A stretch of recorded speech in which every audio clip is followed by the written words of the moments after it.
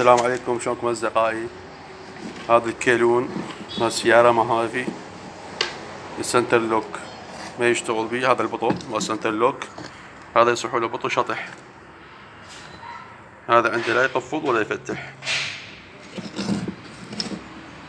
هذا فهسه هنا افتر ما لقي على نفس هذا البطل، هذا السنتر لوك، فراح احاول اسوي بطل خارجي،